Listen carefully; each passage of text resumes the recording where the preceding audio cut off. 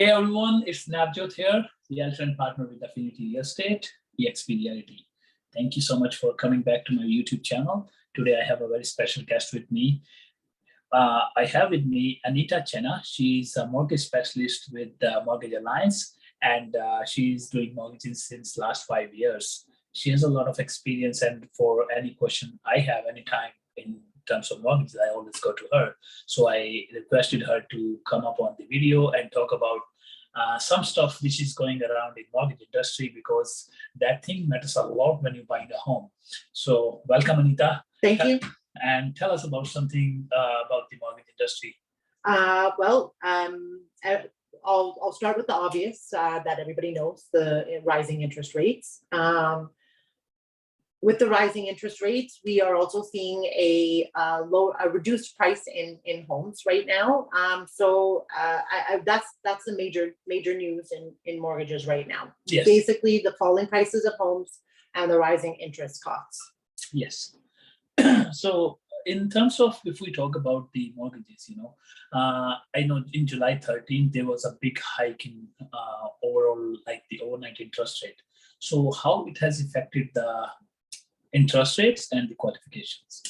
So it's affected the interest rate, obviously, because now the benchmark rate for prime is a lot higher. So that also means that people have reduced affordability. So prior years, we saw, astronomical house prices, but people also were at their max affordability because of the lower interest rates and the low qualification rate.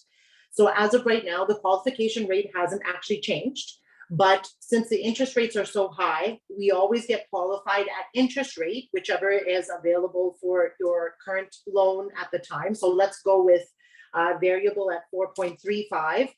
You're getting qualified at 6.5, contract rate plus 2, so 6.35. Yes. Instead of the regular 5.25 affordability factor that the government previously set. So what that means is your affordability probably is going to be anywhere from $50,000 to $100,000 less than it would have been prior to the hike. All right. So what do you think? And one question I always get, like the fixed interest rates, they have any relation with the Bank of Canada's overnight interest rate or not? The fixed rate does not, but as the variable rate moves, the fixed rate also follows suit. As things are starting to get more expensive and costly, the banks have shifted their fixed rates. And previously, in the last couple of years, we saw the fixed rates hit around the 2 to 2.5% range. Right now, they're sitting at about 5 to 5.5%. So going forward, when the prime rate starts going down, or Bank of Canada's overnight interest rate starts going down, because eventually it's going to happen, because inflation, once it gets under control, it starts going down. That will bring the go down as well. What do you think? I know the variable rate will come down for sure, but how about the fixed interest rates? Yes. So first of all, we shouldn't expect the rates to come down anytime soon. The Bank of Canada will be sitting down again in September, and the Bank of Canada is looking to be around the 3.5% range. So we may see another 1% increase in September. Might. Wow. Yes. That will be another big hit. Yes, it will be, but don't quote me on that. It really depends on where we are when it comes to the economy at that time. Also, fixed rates and variable rates are not correlated. So just because the variable rate is coming down doesn't mean that the fixed rate has to come down. But as affordability starts to ease, the banks will also reply with a lower rate. And they'll come down in increments. It's not going to just be a huge jump all at once. They have to ease us back into that affordability. All right. So how about the qualification? So how much qualification has changed so far since July 13th? I know before there wasn't a big effect on qualification based on contract rate plus 2 formula. Now, because it's jumped up by 1%, now it's definitely affecting the qualification of the buyers. Yes. So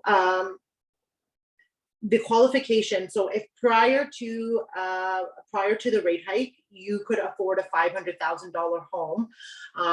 You could afford a $500,000 home with $100,000 yearly income, right? So we'll take that scenario as our basis. So with $100,000, you could afford $500,000 mortgage. Now, if you make $100,000 a year, you could only afford $450,000 of a mortgage. So meaning whatever your purchase price is, its purchase price minus your down payment must equal $450,000.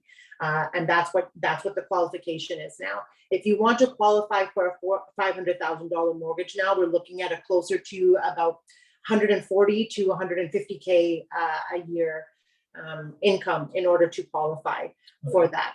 And just to touch on that point, sorry, quickly, for people who thought that they're going to be priced out of the market, and just because interest rates are going up, house prices are also coming down. So at one point we'll reach a balance and an equilibrium, and more people who were priced out of the market earlier could come back into the market now. So that is a positive spin on everything that's happening. All right, that's good. So let's discuss a scenario. Say I have a buyer who is buying a $800,000 home.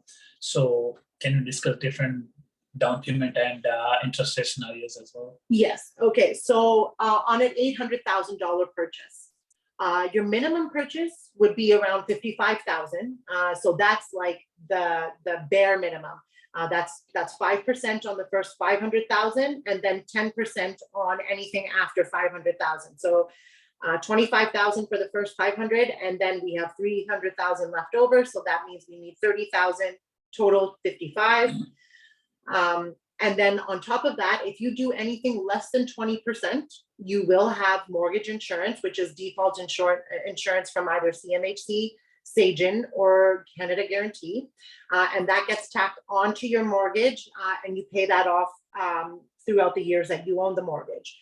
And then on top of that, you will also have a PST, which you need to pay upfront.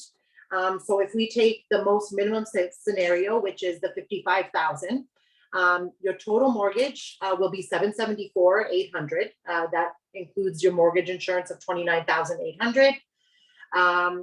And then your PST on top would be about $2,400 for that scenario. But that PST is not included in the mortgage, right? No. So the default insurance is included in your mortgage. PST must be paid upfront to your lawyer. And at that time, you would also find out what your lawyer costs are, which could be up to about $2,000. You could have title insurance, and then you also have your land transfer tax that you also need to pay upfront at the time of purchasing. All right. So we are looking at the down payment, PST and mortgage insurance, land transfer tax, lawyer fees, and title insurance. All right. So these are the closing costs, right? Yes. And these scenarios people can run themselves by going on realtor.ca, but this is a generic, right? Yes. Every profile is different. Every profile is different. Your income can be different, and what other things can change the qualification? So your rate can also change the qualification. So again, like I said, variable rate is lower, fixed rate are higher. Mm-hmm. So if you're going with the fixed rate because you want to stay on the safe side of things, then you are going to get qualified at a higher percentage than if you took the variable rate, only because contract rate +2 is lower. Okay. With the variable, but variable is also still a risk. Because it's still dependent on the Bank of Canada. Right. So mostly we ask people for 1.5% of the closing cost they should have, apart from their down payment, right? Correct. That number changes while doing pre-construction closing, right? Yes. So right now, again, due to the unprecedented times, I can't give you a ballpark of what builders' closing costs could be. But on a pre-construction home, you will expect to find some builder closing costs at the time of closing when you see your lawyer. And I mean, the builder can give those to you upfront, or at the time when they say, okay, this is our closing date, here's what you need to bring to the table. Anywhere from $20,000 to plus, we won't get into. Yeah, that's worst case scenario. Yes. But like normally they usually charge for the meters, even they charge for a tree plantation. Yeah, So yes. tail warranty is always comes to your closing cost. That's never included in the mortgage. Right. So that all that is usually paid to the lawyer on the closing. So that when you're closing pre-construction, expect more. Yes, usually those closing costs have a lot to do with what the builder had to pay to the city in order to get all the zoning and all the other stuff ready. So it's usually city costs. Perfect, that's great. So Anita, at the very end, I just wanna ask you very last thing. Do you have anything else to say to the viewers? Yes, pre-approvals are still important. I do still recommend that anybody who can and is able to get a pre-approval done first. I mean, the last thing you want to be is stuck in a situation where you have purchased a home and now you can't close on your mortgage. So that's still really important. And again, because the interest rates are a little bit higher, housing prices are starting to come down. So, we don't have to purchase for that high anymore. And if you are only making 100,000, then look at purchasing a cheaper home rather than trying to match your income to get to where your affordability is. It's not a really realistic factor. That's great. So, another thing came to my mind. I was about to finish. That question is, a lot of people go to everywhere. They go to a couple of mortgage brokers, they go to banks, and then on their credit report, we see like 10 inquiries at once. Is there a negative effect of that? Yes. So banks, when they check your credit, they can see all of that. They can see, how many times your credit's been checked by how many banks at any given time, and when the checks were made. So if you're going to shop around at more than 3 banks or credit facilities or financial institutions for that matter, you're probably going to see less of a fight to negotiate with you or negotiate rates because they're just going to think of you as a shopper.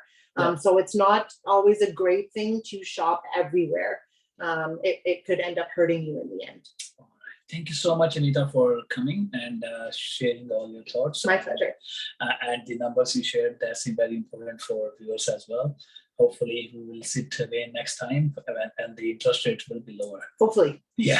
So our contact details are in the description. You can always reach out. Thank you so much. Have a wonderful day. Thank you.